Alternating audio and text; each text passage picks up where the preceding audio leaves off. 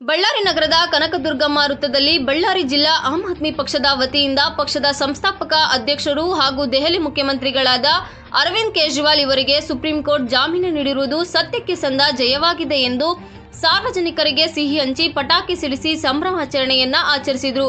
ಈ ಸಂದರ್ಭದಲ್ಲಿ ಜಿಲ್ಲಾಧ್ಯಕ್ಷರಾದ ಜೆವಿ ಮಂಜುನಾಥ್ ಮಾತನಾಡಿ, ಮೋದಿ ಅವರ ಕೇಂದ್ರ ಸರ್ಕಾರ ಸಿಬಿಐ, ಐಟಿ, ಇಡಿ ಬಳಸಿಕೊಂಡು ದ್ವೇಷದ ರಾಜಕಾರಣವನ್ನ ಮಾಡುವುದು ನಿಲ್ಲಿಸಬೇಕು ಎಂದು ಹಾಗೂ ದೇಶದ ಯಾವುದೇ ಭಾಗದಲ್ಲಿ ಅಭಿವೃದ್ಧಿ ಮಾಡುವ ಸಂಘಟನೆಗಳು ಮತ್ತು ರಾಜಕೀಯ ಪಕ್ಷಗಳನ್ನು ಹೃತ್ಪೂರ್ವಕವಾಗಿ ಅಭಿನಂದಿಸುವ ಮೂಲಕ ಮನಸ್ಸು ಮಾಡಬೇಕು ಎಂದರು। ಈ ಸಂದರ್ಭದಲ್ಲಿ ಜಿಲ್ಲಾ ಮಹಿಳಾ ಅಧ್ಯಕ್ಷೆ ಇಂದಿರಾ, ಪಕ್ಷದ ಸದಸ್ಯರು ವಿ ನೆತ್ತಿಕಂಠಯ್ಯ, ಜನ್ಮಭೂಮಿ ಮಧುಸೂದನ್, ದಾಸಪುರ ಅರುಣ್ ಕುಮಾರ್, ಪ್ರದೀಪ್, ಕೇಶವರೆಡ್ಡಿ, ವೆಂಕಟೇಶ್, ನಿತೀಶ್, ಶರಣಪ್ಪ, ವಿನಯ್, ಉಮೇಶ್, ಸ್ವಾಮಿ, ಸುರೇಶ್ ನಾಯಕ್ ಮುಂತಾದವರು ಉಪಸ್ಥಿತರಿದ್ದರು।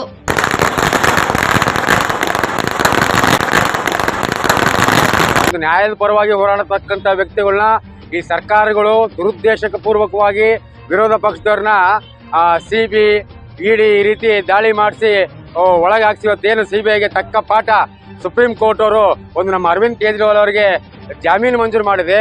ಇದು ಪ್ರತಿಯೊಬ್ಬ ಭಾರತದ ಪ್ರಜೆಗೆ ಸಂದಂತ ಜಯ ಅಂತಂದೇಳಿ ನಾನು ಹೇಳಕ್ ಇಷ್ಟಪಡ್ತೀನಿ।